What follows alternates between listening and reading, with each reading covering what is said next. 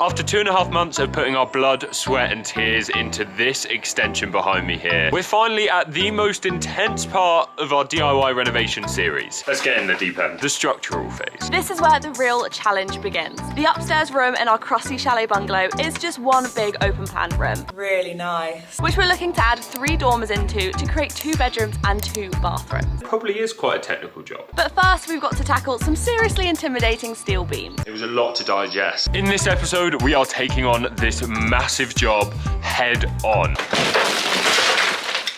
Okay. With the entire renovation hanging in the balance. Confusing us a little bit. No pressure, right? But that's not all. We're also revealing the shocking cost of this project so far. We can reveal that so far on the whole renovation, including the extension, we have spent. And trust us, the number is way higher than you're currently thinking right now. But don't worry, it's not all doom and gloom this episode. We're also making massive strides in our kitchen diner extension. Oh my god!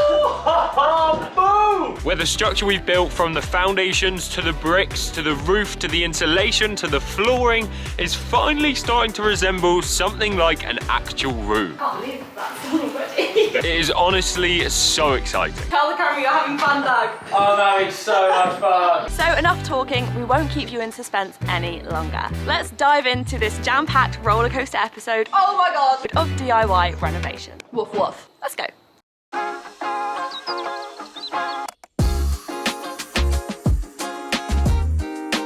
Okay, it's time to get back to plasterboarding, which means we are now plasterboarding the ceiling because the electrician has come and ran his wires. Thank you guys for all of your comments last week about staggering the joints in the plasterboard to stop hairline cracks. We're going to be sure to do that on the ceiling, just to make sure that we get that perfect finish. But we've got one of these big plasterboard lifters here, which our neighbour Mike has kindly given to us, which has really sorted us out because I can't imagine trying to lift the boards above our heads like 2.5 meters. It doesn't really make sense or work. Cool. Right, we on there? Yeah. All right. Right. I think we're in. If you give a screwdriver a well. Where is it? I don't bloody know. Do you know? It's down there by the fucking camera. So a lot of arguments have been saved. Anyway, let's crack on with some boarding. To the Batmobile! To the mystery machine! To the wagon! There you go. Oh, Oh, this is going to be a game changer. jump screen!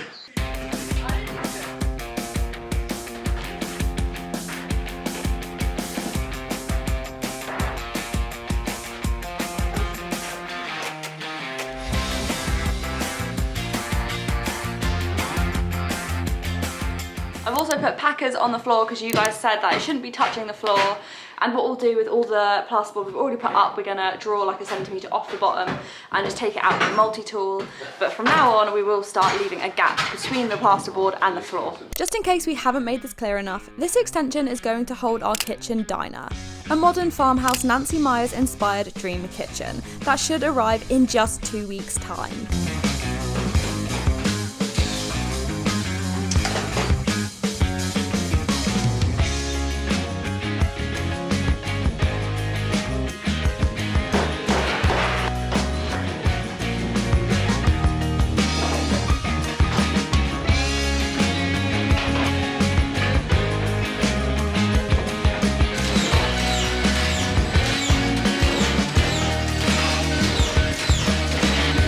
It feels good getting back onto this extension, especially since our beautiful kitchen is coming in just 2 weeks' time. The race really is on to get this plasterboarded, plastered, painted and floored in just 14 days' time.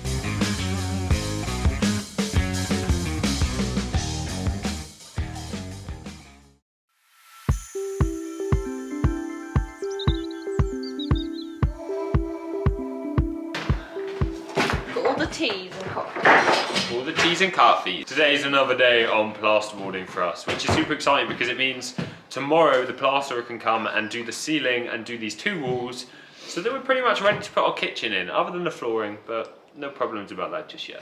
And today we have got Doug. He's helping us lug currently all of the materials we've got in the back of the van, because we've got scaffold boards for the plasterer tomorrow, trestles for the plasterer, we've got a whole load of bags of plaster. Blags. And yeah, loads of little bits in that van to come down. Yeah. Cue the snappy plasterboarding montage. Ooh. Woof woof.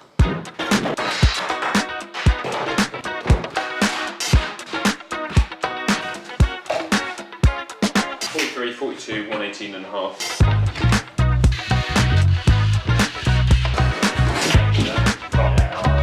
Sit it on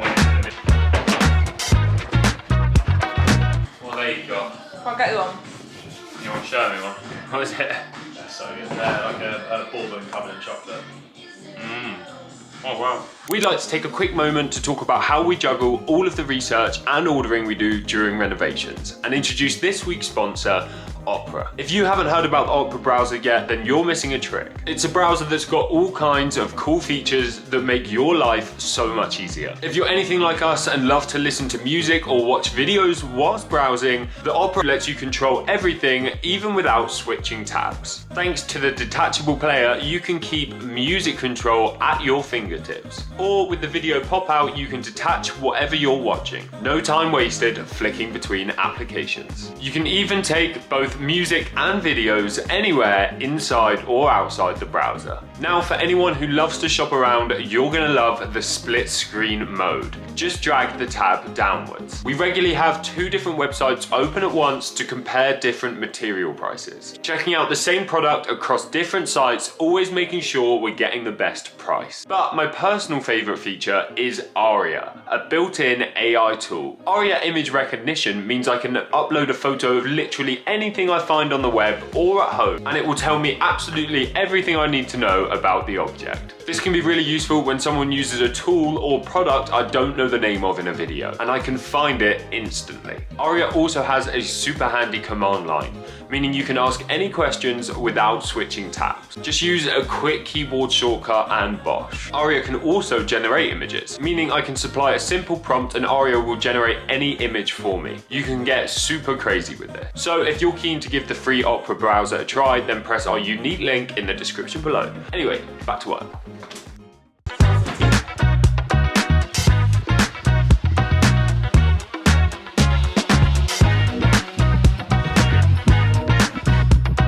We have 3 more pieces on the ceiling to do, and it feels like it's dragging a little bit, more because I can hardly reach. Even when I'm on the hop up or the step ladder, I'm still on my tippy toes, so it's a lot of labour, but we're enjoying it and we're almost there. I promise I'm having fun. Tell the camera you're having fun, Doug. I'm having so much fun. Blink twice if you need help.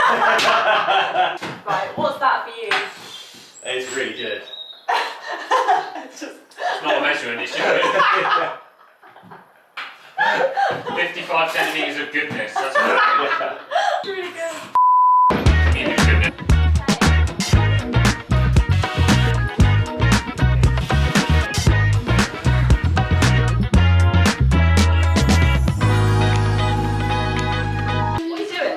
Sorry, I'm just taking a bit of your cup. You just take it away though. Are you done with it? Yeah.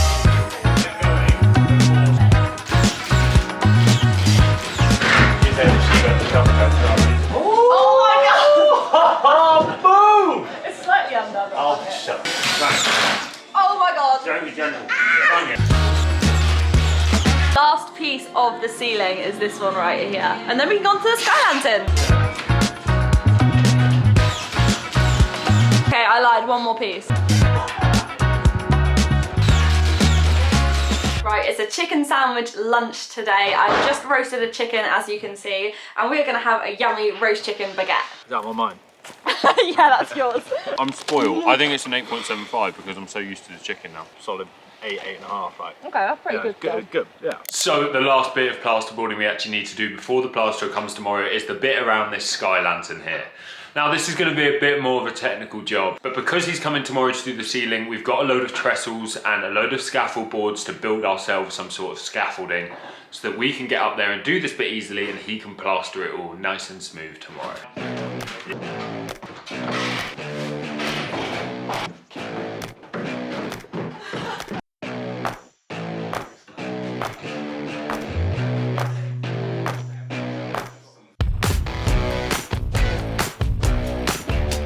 Boys feeling about the last cut of the day? Very tired. Woo! Right at the end of it.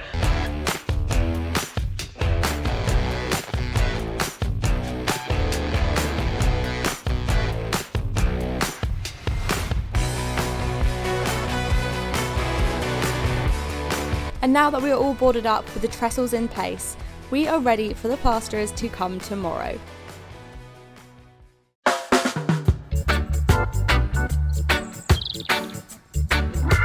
Okay, so it's officially the start of a new week, and that means the start of a very new big job. And this week is all about installing RSJs and steels. Now that sounds like a very technical job, and it probably is quite a technical job. But we're gonna give it a crack, and we feel like we've got the right idea of how to do this. You might remember in our last home renovation, we did install 2 external steels ourselves, which were pretty big boys. And these ones, when you break it down steel by steel, are probably smaller than that steel was. One's got to sit above this doorway behind me here, from the utility to the kitchen diner, and the other one sits on top of that and gets bolted to it. So we're gonna start drilling out these now, but safety first. Let's get these acros in to take the weight of the floor above.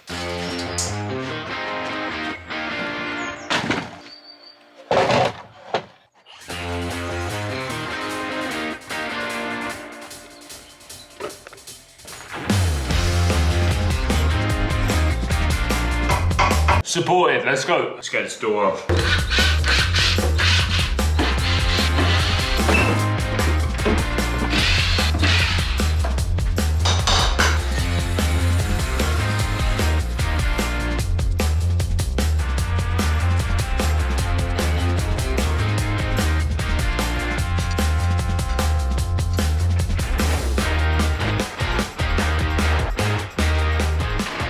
Okay, it's time to start chiseling and see what we've actually got going on here. Let's get in the deep end.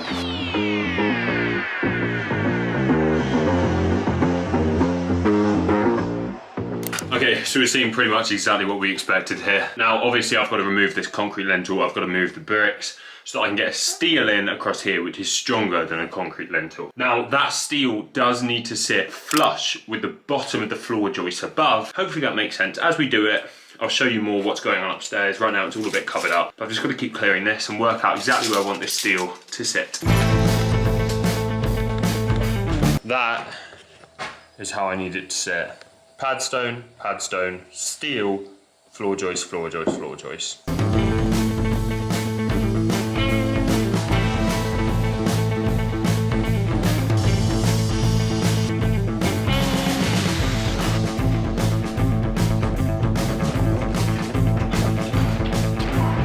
Dust beard. Oh my goodness, look at the state of me.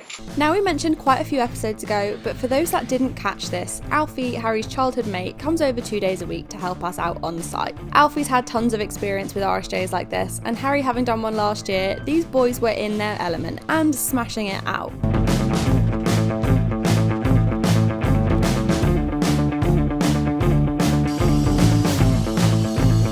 Also, for those that don't know, according to the building regs, the lintel, or steel in our case, typically needs to overhang on the padstone at least 15 centimetres on each side to make sure the load is distributed evenly. And with some slate wedged in there to make sure there was no movement, that was a job well done. Oh, bob on. Let's go, baby.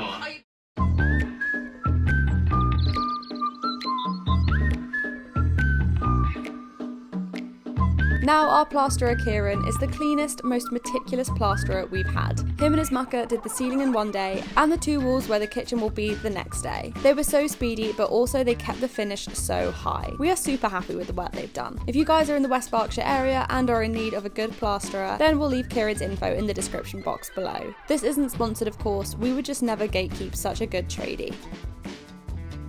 Looks pumping, though, mate. Yeah, Looks that's so good. Oh, I love the feeling of fresh bar. I know. Alright, lovely. Oh, wow, I can't believe that's already. Alright guys, I'm taking over Riddle of the Week. I'm your host today. The riddle this week is, where is the only place where today comes before yesterday? Oh yeah, and I forgot to say, the riddle last week was on the screen now. It was, what do you put in a hole to... No. Oh. What do you put in a bucket? Sorry, yeah. What do you put in a bucket to make it lighter and down towards a hole? Make it way less. Right, okay, whatever.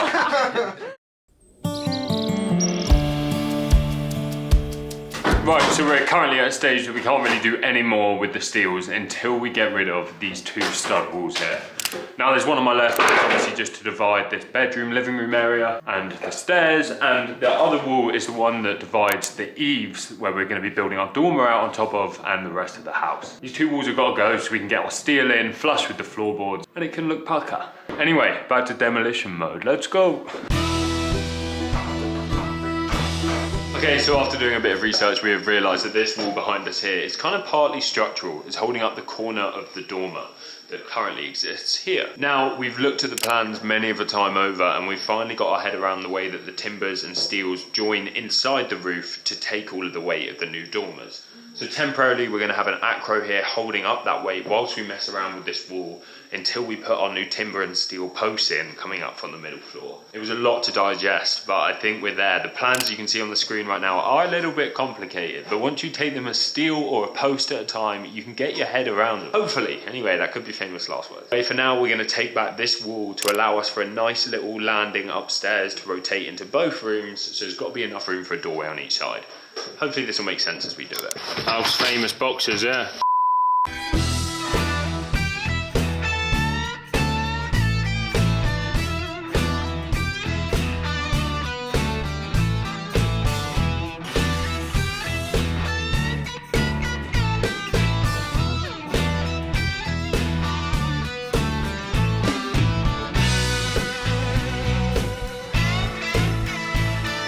It's time to get this ceiling down so that we can really see what's going on with this steel that's going to run where one of these beams are. I'm going to show you what's going on, but we're going to get the ceiling down first and start getting a better idea of how we're going to get the steel in. Let's go!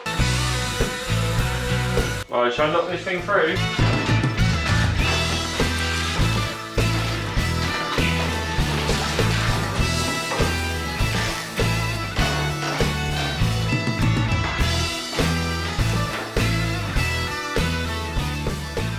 Alright guys, so this is the joist here that we're going to be replacing with a steel.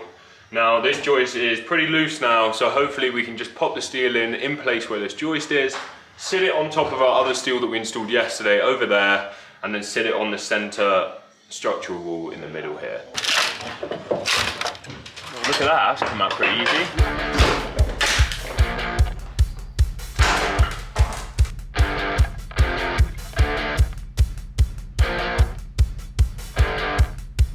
So where the boys are marking out on the wall, this is where the padstone will go, allowing the longer steel to sit on top of this. Little spanner in the works. One of the steels that we ordered out, the 3, is not the right size. We've done the length and the holes are all correct, but the width is not right, and that is because the joists upstairs are not standard size. They basically thought that the joists were 8 inches and the joists are actually 7 inches, so we're going to have a steel remade, but luckily they said that they'll take the old steel back and reuse it because it's the standard size, and we'll only have to pay a little bit difference in labour. They're really sorting us out. We're using a local company, by the way, called Able Steels. We're not sponsored by them or working with them. They're fantastic, so really use them if you want to use them.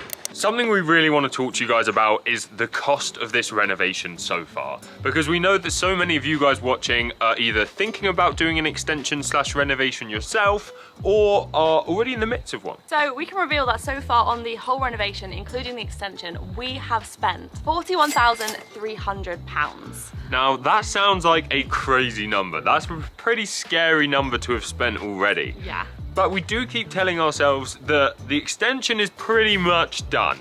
Yeah. Albeit not done. Out of that number, we have spent £22,900 on the extension, I think. And the last time we did this budgeting video for you guys, we said we spent, I think, 18,000. So we've spent £6,000 since then, which 4,000. Oh.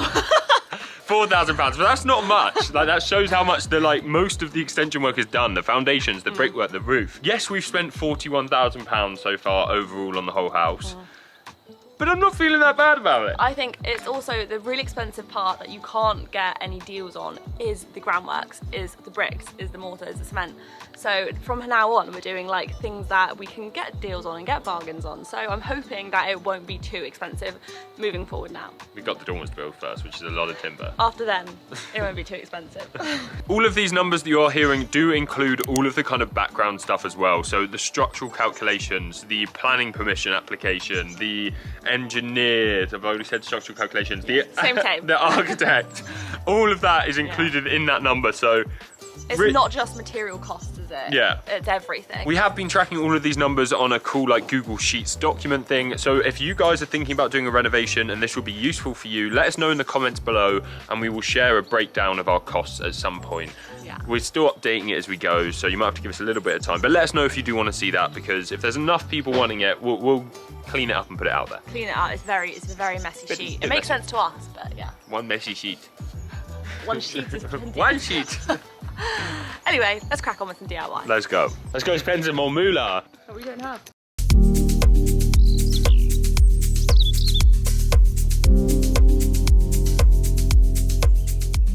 Right, since the plaster is the plastering, we are in another area of the house, and that is upstairs in this big room. We're currently trying to work out exactly where all of these steels are going to sit and where our staircase is going to sit. We've got the plans up on the screen for you now. You can see the stairways coming into the middle of the house somewhere.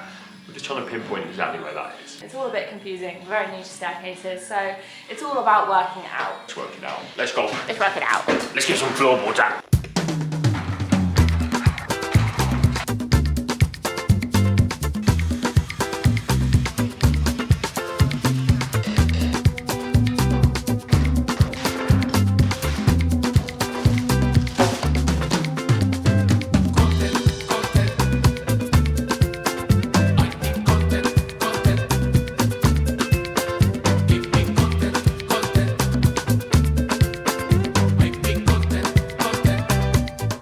Chisel has gone into the floor there. This is where it is downstairs. That's where it's coming out. Okay, so our plan and why we're doing all of this is because obviously we want to move the staircase. Now the staircase is going to be moved to, if you follow me, it's going to be moved to right next to the front door. So rather than having it over one side of the house, we're going to bring the staircase central up here.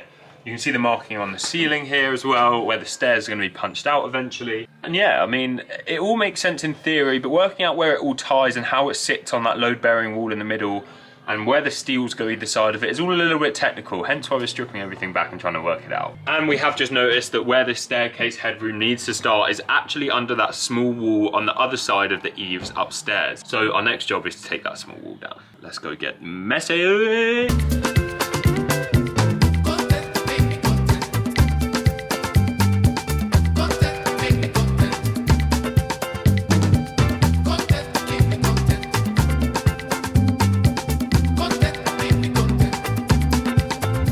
Time to study up. Woo! Then you feel like you're going to that nuclear active town in like... Yeah, what's it called? Oh, I know the word for this one.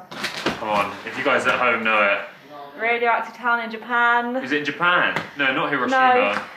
No. Hiroshima? Yeah, not... What did you say? Well, they had like an atomic bomb. Hiroshima. Not. Right, what's it called? Not Hiroshima.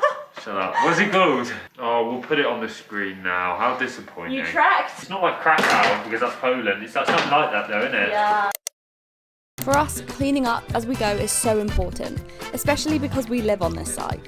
It's nice to have everything out of the way and where it should be for next time we work on this part of the house. The last thing you want to be doing is starting a day of DIY in a pigsty. Also, I think our skip might be getting a bit full.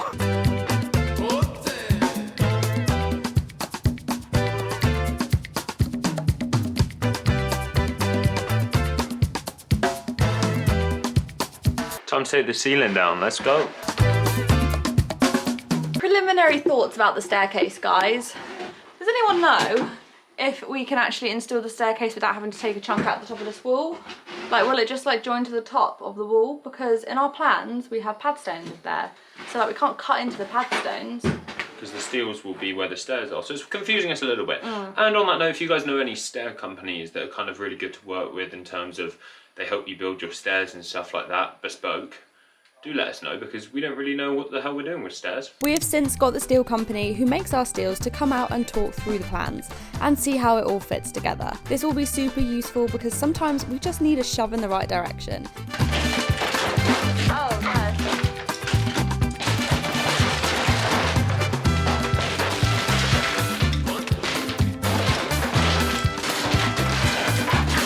Right, that is a very dusty camera.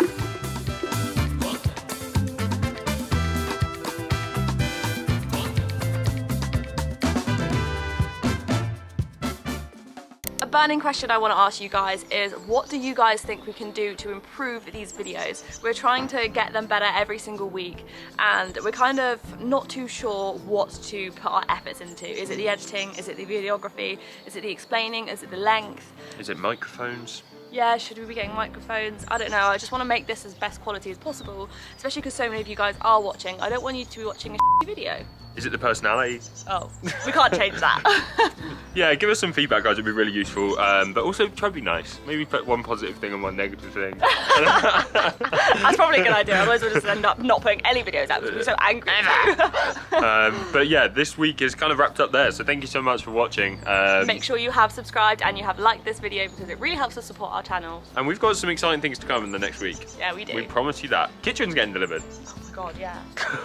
Anyway, have a good week. Bye.